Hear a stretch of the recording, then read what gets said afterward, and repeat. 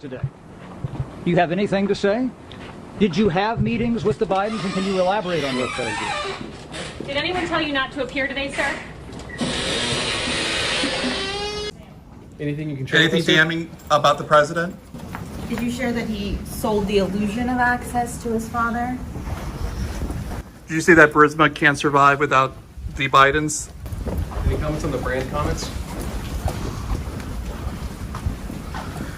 You say that the president knew about phone calls with Hunter Biden and was involved with Hunter Biden's dealings. What kind of watch are you wearing?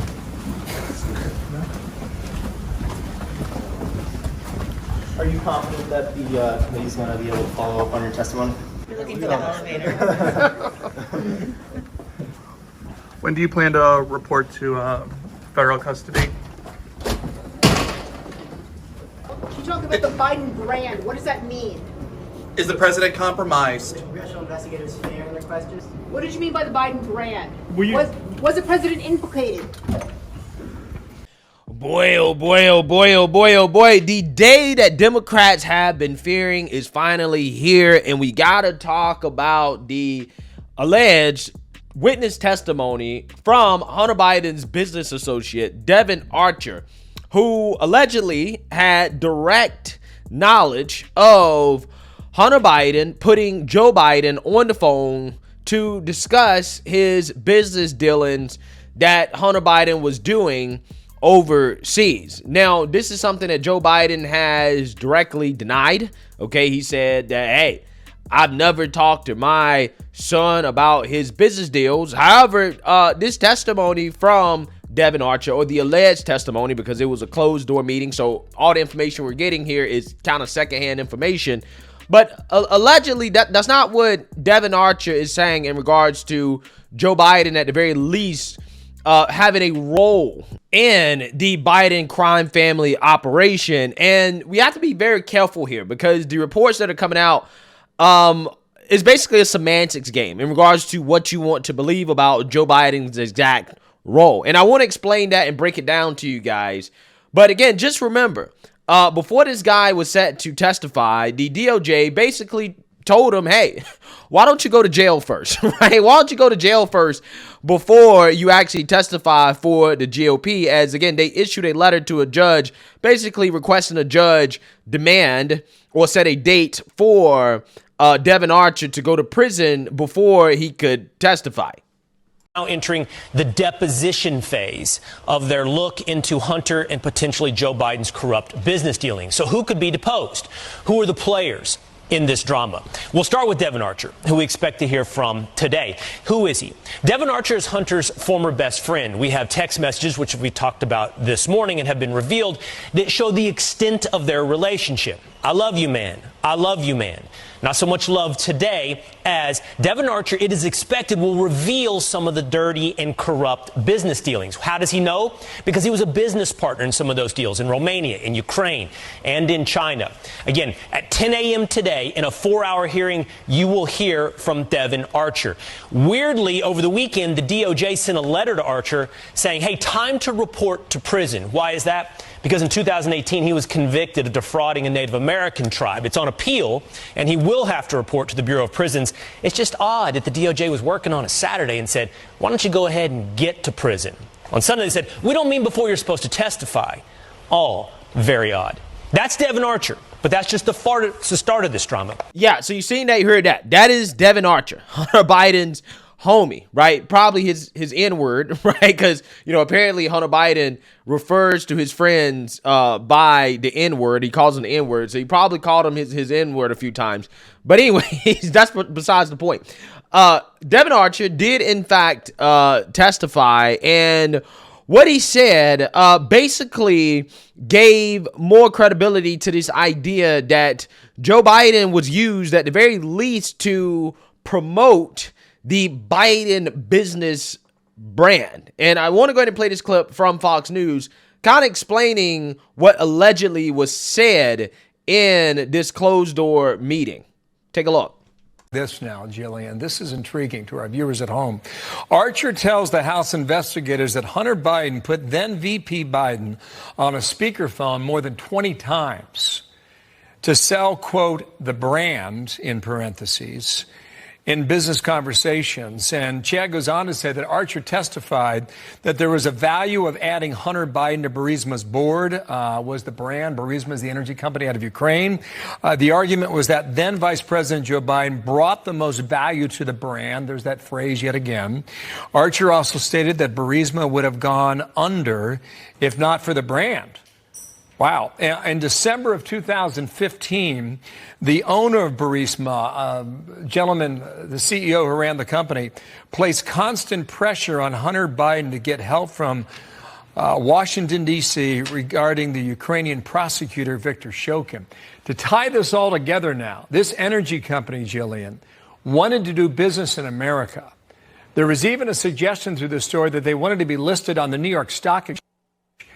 But they could only do it if they got away from the investigation that was pending back in Ukraine. And this is the theory that Republicans have now, is that they had to draw Hunter Biden into it.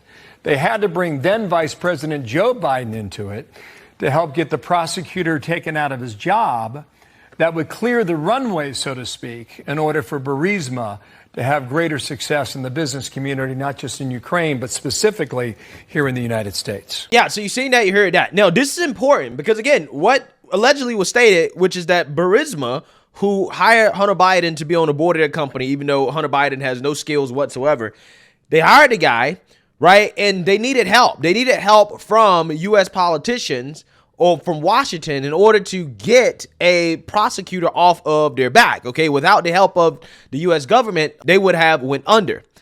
In comes Joe Biden, who, if you guys remember correctly, openly bragged about threatening to withhold taxpayer money, right, in the form of loans to Ukraine if they did not get rid of this prosecutor who just happened to be investigating Burisma. I remember going over convincing our team or others to convincing that we should be providing for loan guarantees. And I went over, I guess, the 12th, 13th time to Kyiv, and I was supposed to announce that there was another $1 billion loan guarantee. And I had gotten a commitment from Poroshenko and from Yatsenyuk that they would take action against the state prosecutor, and they didn't. So they said they were walking out to press conference. I said, no, I'm not going to, or we're not going to give you the $1 billion. They said, you have no authority. You're not the president. The president said. I said, call him. I said, I'm telling you, you're not getting the $1 billion.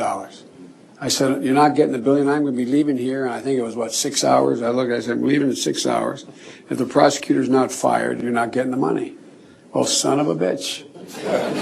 Got fired. And they put in place someone who was solid. Yeah, so I mean, to me, it seems obvious, right? It seems obvious that Biden was basically dictating foreign policy based off what would be favorable for his son and his business dealings overseas. I mean, to me, it seems to be like shut and close, right? I mean, we have tape of Joe Biden literally discussing having this prosecutor fired, okay, who happened to be investigating Burisma, and then we have testimony on why Joe Biden needed to do that, right? And how that happened thanks to Devon Archer, who was a business associate of Hunter Biden. But hey, Democrats listen to all this, and Democrats do what Democrats do best, which is deny, which is exactly what Democrat Representative Dan Goldman did after listening to this testimony from Devon Archer. Of course, he denied that there was any real connection between Joe Biden and Hunter Biden's business dealings. Take a look. He did describe that there were approximately 20 occasions over the course of their nearly decade-long business relationship where, when one of them called the other, that Hunter Biden would ask his father to say hello to whomever he was at dinner. He said there were some times when it was friends and sometimes when it was potential business partners or business partners. But the witness was unequivocal and stated very clearly that they never discussed any business on that phone conversations. There were niceties, and there was a hello, and we talked about the weather or whatever it was, but it was never any business. And I think it's really important to remember that during this time period that we're talking about here, Beau Biden, Hunter Biden's brother and President Biden's son, became very ill with cancer and died. That was in the spring of 2015. And the witness described in vivid detail about how devastating that was to both Hunter Biden and to Joe Biden, and how their communications picked up dramatically in the aftermath, because Joe Biden was calling his son to check on him, and Hunter Biden was calling his dad to check on him. Doesn't that contradict the president's statement saying that he never talked to any of Hunter Biden's business associates? Clearly he talked, whether it's about the weather or whatever, but he said specifically that he's never talked to them. Doesn't this contradict him? I don't know what his comment is, and if we're gonna, well, I don't think that's what he said. He never said that he has never spoken to anyone. He said that he had nothing to do with Hunter Biden's business dealings. If he says hello to someone that he sees his son with, is he supposed to say, hi, son? Oh, no, I'm not going to say hello to the other people at the table or the other people on the phone. It's kind of a preposterous premise to think that a father should not say hello to people that the son is at dinner with, and that is literally all the evidence is. Was this like a party trick that Hunter Biden used to impress the people he was with? Yeah, so you seen that, you heard that, right?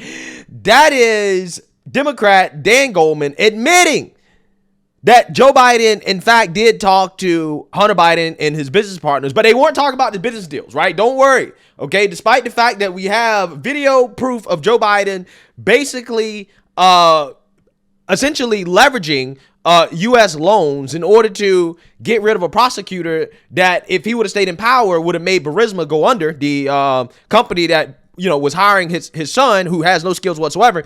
No. You don't understand. They weren't talking about business. They were talking about the weather, right? They were exchanging pleasantries. It was hey and goodbye, and that's it, right? That is now the Democrat talking point, right? To try to deflect from what we all know was obvious. But again, what they're saying, okay, is that Joe Biden being put on the phone to talk to Hunter Biden's business associates was Hunter Biden selling the illusion of access to Joe. It wasn't actually Joe discussing business deals, even though Joe was on the phone multiple times.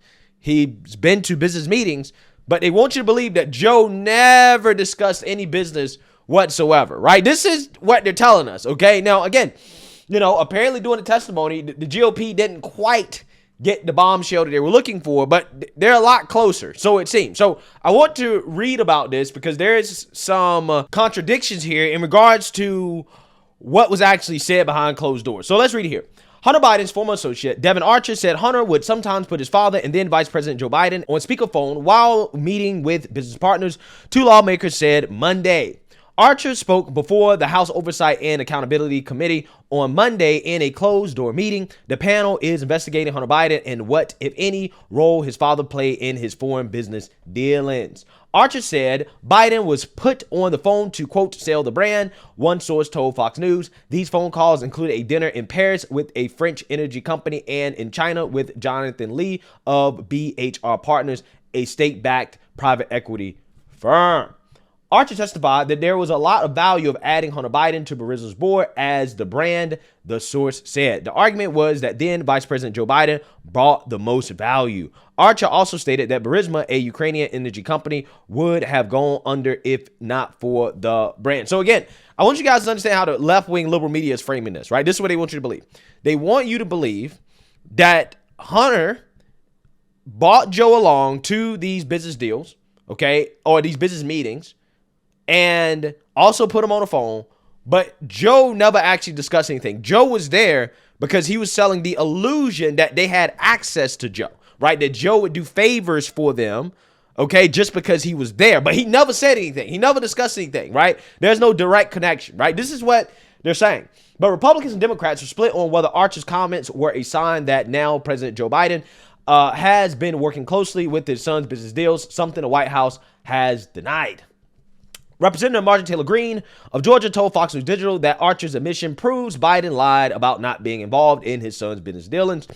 Greene, who was not in the meeting but said she is getting regular updates from her staff, said that Archer, quote, said specifically he heard Hunter Biden speak to Joe Biden more than 20 times and said Archer recalled that the conversations were, quote, about their business deals. Quote, not about lunch or the weather or just getting dad on the phone. It's about their business deals. He also said that the Bidens were in the business of influence peddling, and that is significant, very significant, Greene said.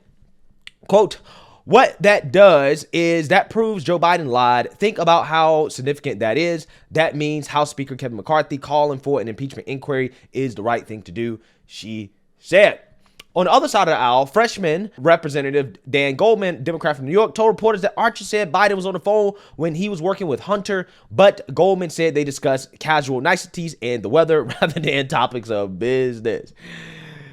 Yeah, again, this is ridiculous, okay? We've already went over what he said, okay? Greene, however, accused Goldman of covering up for the president and his family. She pointed out that before coming to Congress, Goldman first gained national attention as House Democrats led counsel during the first impeachment of former President Trump.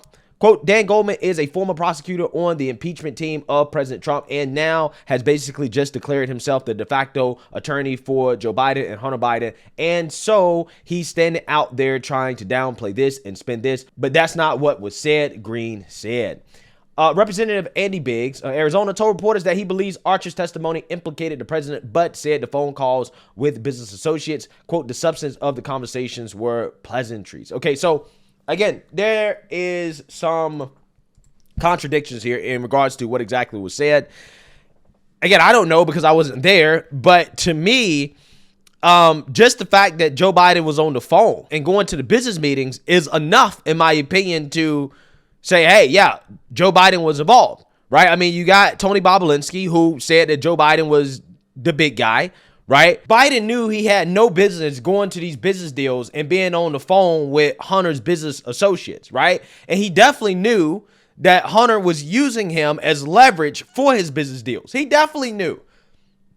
And again, the people that try to play dumb about this and try to act like, well, Joe Biden didn't know. Again, you believe either Joe Biden's an idiot, right? Like a complete idiot, or you're just lying, right? You're lying and you're trying to play people who may be naive about all this stuff. I don't know. I just think that there's a whole lot of evidence here. And, you know, I don't necessarily know what the GOP is going to do with this testimony. I'm not sure if they got what they consider to be a smoking gun. But I think anybody with two brain cells to rub together knows what's going on, right? And what happened, okay?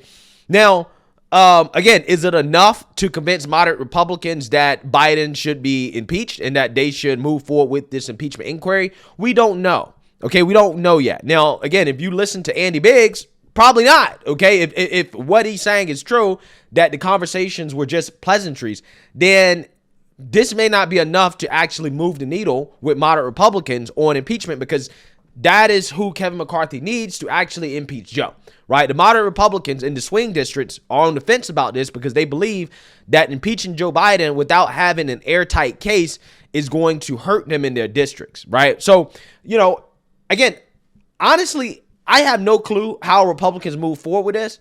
I think they're going to keep digging. Okay, we're going to see who else they brings in and what other information they get out of this.